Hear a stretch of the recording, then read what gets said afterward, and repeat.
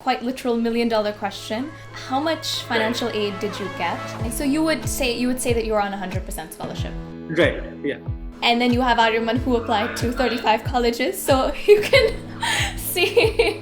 Namaste everyone, this is Avanti, and today I have an incredibly special guest with me. His name is Aryamaan Lakhotia. He is a current Harvard student, and he is going to be talking to us today a little bit about financial aid, scholarships, and navigating how to ask colleges for money, which we know is super scary. Aryamaan is originally from Kolkata, and he's very interested in psychology, government, economics, and is interested in potentially a future career in education, social entrepreneurship, social impact, and he's done a bunch of cool things in that space, which we'll talk about a little later. But I'm super excited to have him here, so thank you so much for joining us, Aryamaan. How are you doing? First of all, thank you so much for having me on, Avanti. I'm really excited for this, and definitely, I'm doing well. I'm on a leave of absence right now, so trying to work on different projects, juggling some internships. I truly appreciate you taking out the time to speak with me about this because I know this is a scary process for a lot of people. How was the process generally for you? Did you feel nervous or prepared? I think in general, I was pretty scared, I would say, because as you know, I required a lot of financial aid. There was no way I could afford the entire cost, and that seemed to be the biggest barrier. But I guess figuring this entire process out is a bigger barrier than that, because a lot of colleges actually have a big pot of money. So many have more than $1 billion of endowment, and they want to attract international talent. This is something that I really understood after going through the application process and applying to several colleges. There's a lot of opportunity. It's just that people need to capitalize on it, I guess. Yeah, capitalize is the right word, and I've known you for a bit, and I'm so proud of you, and the fact that you went through the first year through this incredible process and everything you've done, and I'm excited to talk about that later. So let's jump straight into it, and if I can ask the quite literal $1 million question, how much financial aid did you get, and what did it look like? Right, definitely. So financial aid is often divided into several parts for United States. So one part is that covers the tuition. So for Harvard, that is around $52,000 to $54,000, and on top of that, you have room, board. That includes your living expenses and your food, etc. So that costs another $20,000 in total for the entire year. And on top of that, we have around $5,000 of personal expenses. So like the total cost comes to around $81,000. And I'm on a full tuition and room and board, but I also get $1,000 stipend, which brings my aid to around $76,000. And the other, I need to figure it out myself. But of course, there are several hacks to it, if that's the right word. Definitely, there are ways to cut the personal expenses off. There's a lot of spurious spending that goes on, but of course, you just need to lift your means, and I think there are several options for on-campus jobs as well, which are a very good alternative for funding as well, and Yeah. they pay really well, actually. That's amazing. So you would say that you're on 100% scholarship. Right, yeah. So a lot of colleges often say that you have a work requirement if you're on full financial aid. Did you have a work requirement? Right. So I didn't have a work requirement per se, because they asked my parents to take care of the remaining personal expenses. But I think I didn't want them to pay anything at all. I wanted to take care of my own expenses, especially since I'll be living independently as well. So I found campus jobs that are really helpful. The student employment offices at a lot of these colleges are really helpful. And it's just that you need to take the initiative to go and ask them about all the alternatives available, what sort of campus jobs are there. I know a lot of my friends who worked at the libraries, they worked at the campus centers. One of them also worked at the student employment office, which is good for experience as well. You get to interact with so many people from different backgrounds, and of course, all of them are really smart, and they're very good mentors, especially in the first year when there's like a sort of like a rough transition, especially for international students. So yeah, I think in general, it's a very interesting scene to look at. You get to meet so many people throughout the jobs, but of course, none of that was mandatory for me. I mean, this might be different for different colleges, but Harvard is pretty liberal with their policies like this. So it is not like particularly a work requirement for me, but I chose to have some jobs to have some experience and also help out with the college money. The personal expenses. Name makes sense. So I know, Aryamaan, you applied to many colleges, and of course, not all of them were what we call need blind. Could you talk to us a little bit about the difference between need blind and need aware schools, and a little bit about, aid you were seeking at all the colleges you applied to? Right. So for the need blind versus need aware case, it's different for international students from the American students, and something that a lot of people don't really have the resources to access to as well. So in general, there are only 5 need blind colleges for international students. They are Harvard, Yale, MIT, Amherst, and Princeton. So these are just some of the colleges that provide need blind aid only for international students. And besides that, we have need aware colleges. So the main difference between the two is that the need blind colleges don't look at your finances. They don't consider your finances as a part of the application. So in what it means is that you cannot be rejected from these universities, colleges solely on the basis of your family's financial status. That is a big case in a lot of other universities, because a lot of them are tight on funds, even though it may look like they have billion-dollar endowments, but only a small portion of that is used by the university for resources, and it's further cut down for the scholarships. And for international students, of course, it gets a little more worse, but definitely there's a lot of opportunity, and it's just that one needs to do enough research to figure the process out. And I think over time, you get very comfortable with it. It's just that you need to spend some more time. Makes sense. And you applied to 30 something colleges, and Right. Yeah, it was very weird for me. I mean, I was hell bent on Cornell for early decision.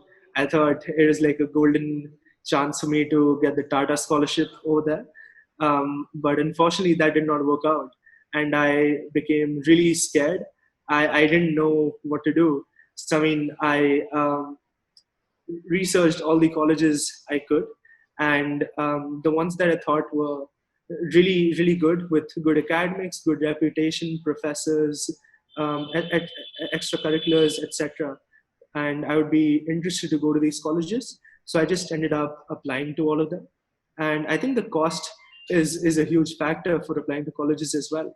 But the common application, as well as these colleges individually, offer application fee waivers as well. So that's like a very interesting channel that a lot of people are not really aware about. And this can save you lakhs of money if you end up applying to 30 something colleges like me. you brought up something about fee waivers, right? So I want to talk a little bit about fee waivers in detail. When you apply, even the application process can be a barrier for a lot of students. तो मैं जानती हूँ कि Common App के लिए there's a fee waiver, there's often fee waivers for exams or even for filling out the CSS profile for the financial aid. So can you talk a little bit about the waivers that you got and how you went about it? Yeah, so I mean, I'll start with the application process itself and the fee waivers that I got through Common Application. And the Common Application has a maximum limit of 20 colleges that you can use the platform to apply to. So I had to choose the coalition application as well. And in the Common Application, there's like a common fee waiver link for all of the colleges that students can use. And it just needs to be approved by the school counselor. If the school does not have a school counselor, it's advisable to use one of your teachers' name over there, someone whom you have a personal relationship with, maybe something that I had to do myself in high school.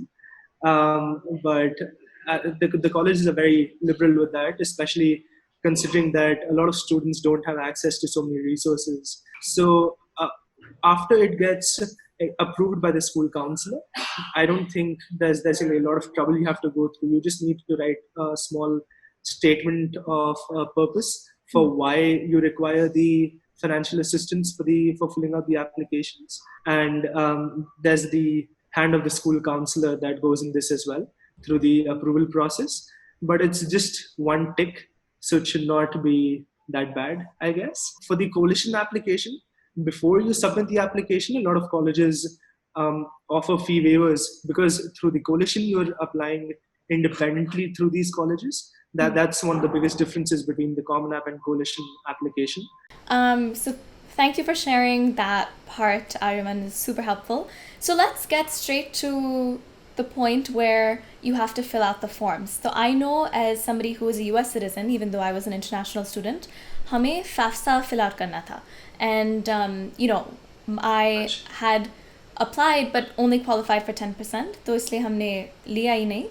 But I am aware that the international citizen process is very different. You have to fill out the CSS profile, you have all these other documents you have to share. So if you can walk us through a little bit of the documentation process and the profile, that would be great.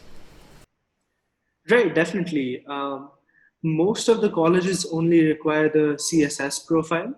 And I think it's interesting that, when you're applying for financial aid, you need to submit the CSS profile that also costs money to send. So then that's a little interesting moment for me. Irony. When I figured that out. A huge irony. And but yeah, I think that the process is not that cumbersome. It's very efficient, very smooth going. And besides the CSS profile, a lot of colleges also ask for the IDOC. And of course, you need to submit your tax evaluations as well, and even your parents' tax filings, etc. Your assets. If you have a personal business, you might even have to submit the business farm supplement. That only very few colleges require that, just to see what the assets in your families are like. As for the other forms, most of them are printable, and you just need to upload it to maybe their own platforms or through IDOC. So it's very streamlined. It's just that you need to be careful about the numbers that you put in, because a lot of the calculations can get really messed up, because the Indian tax filing system is much different than our counterparts in the United States. And it takes a while for us and even for them to understand what the numbers represent and what comes into which category. I mean, it sounds like your family was still relatively organized with everything. I mean, incredibly organized with this. But there are some families which, sometimes the parents don't understand these things, or, there's a language barrier even with the documentation. So are you aware of any ways to kind of overcome that? I've read that it's possible to translate the documents, or you don't have to send in a full tax statement. You can send in kind of receipts and other forms. Are you at all aware of the... Right. So, I mean, first of all, I was definitely very grateful to have an engaging father who was always there for me with the applications and, of course, the financial aid documents. We would always sit around. He would always help me in my essays whenever possible, and also with the other college documents that would go in.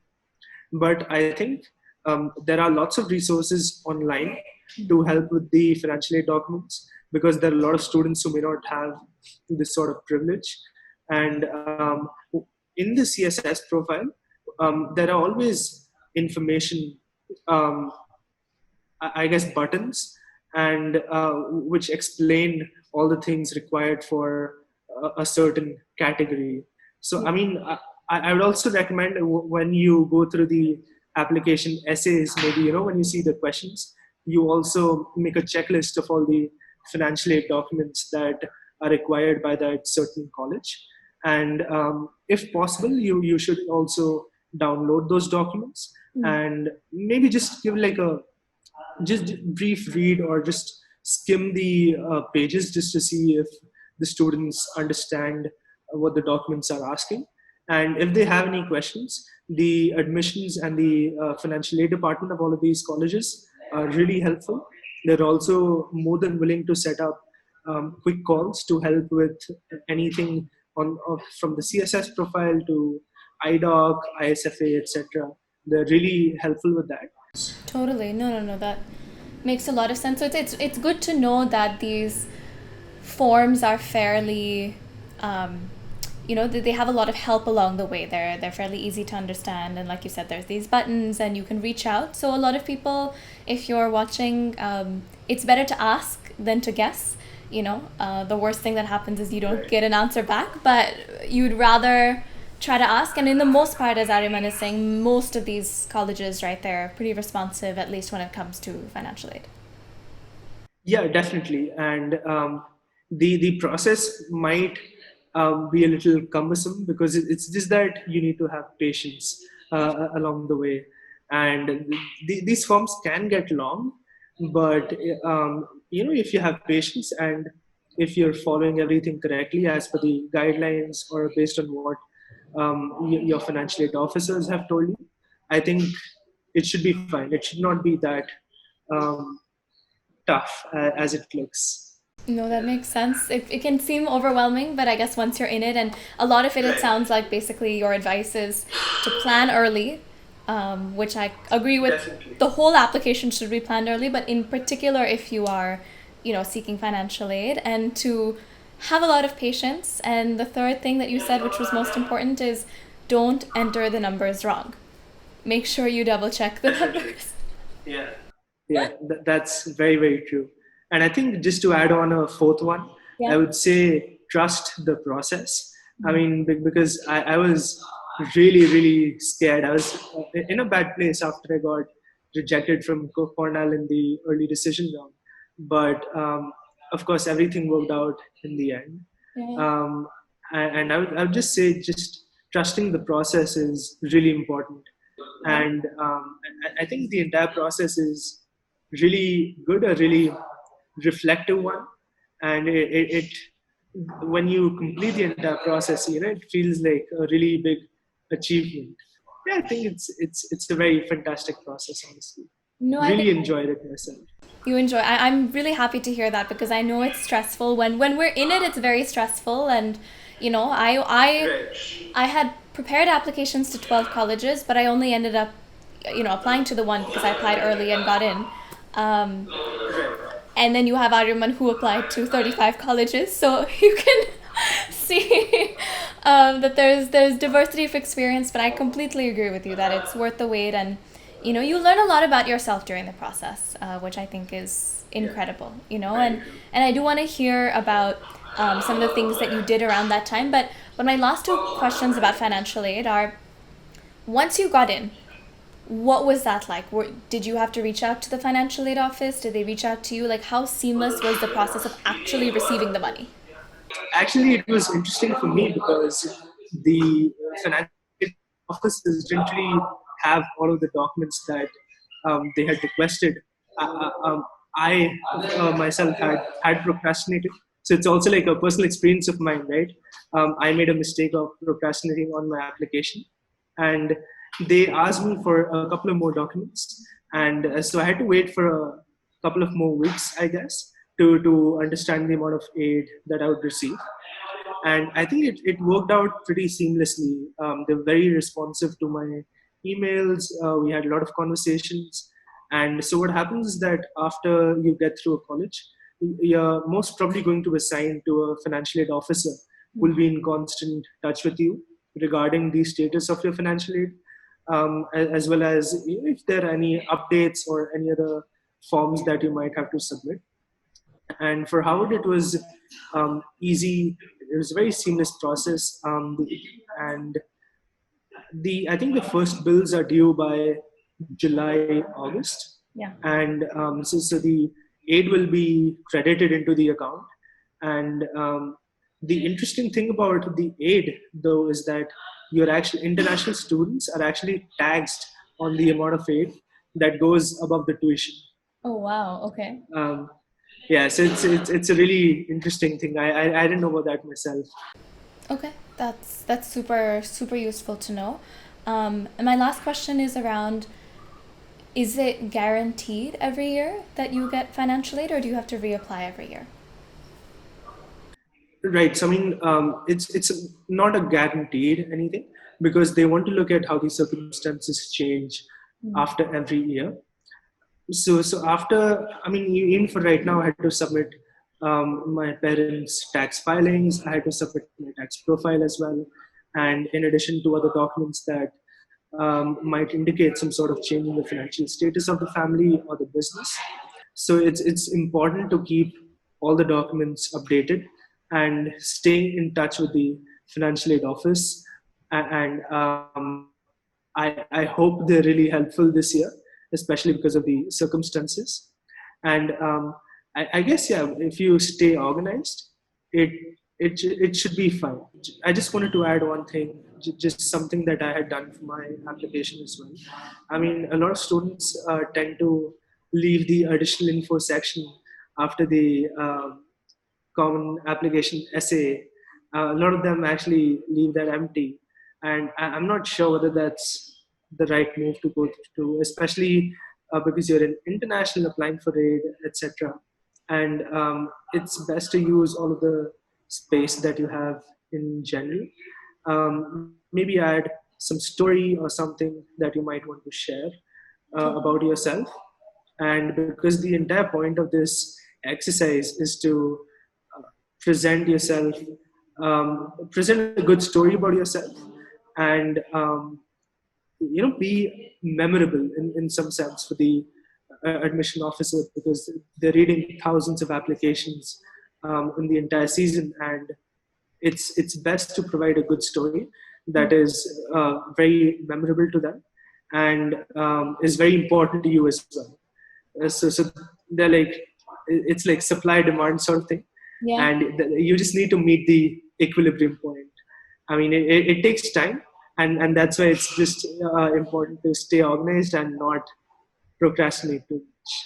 Yes. I mean, you've been saying that over and over again, which is good. It's really good advice for anybody watching this to know that you should really plan. Don't procrastinate, especially if you also have to think about financial aid on top of everything else in the application, which is already stressful. Make sure that you are planning it out and, being really diligent with it. And thank you so much, Aryamaan. This was really, really, really helpful. I think, sab log that people are going to be really, really happy that you've been able to provide this clarity. And it means a lot to me that you were able to come on here and chat about it. And I wish you the absolute best with everything that you're doing. I'm always rooting for you. And thank you for taking out the time and sharing some stuff with our community. Awesome. Thank you so much for your time. Of And course. I hope you have a good day ahead. I hope you do as well. And thank you all for watching. If you liked this, feel free to let us know. If you have any other questions in the comments below, I'll either try to get some information from Aryamaan or find some resources. And thank you as always for watching, and sending you all lots of love. Bye.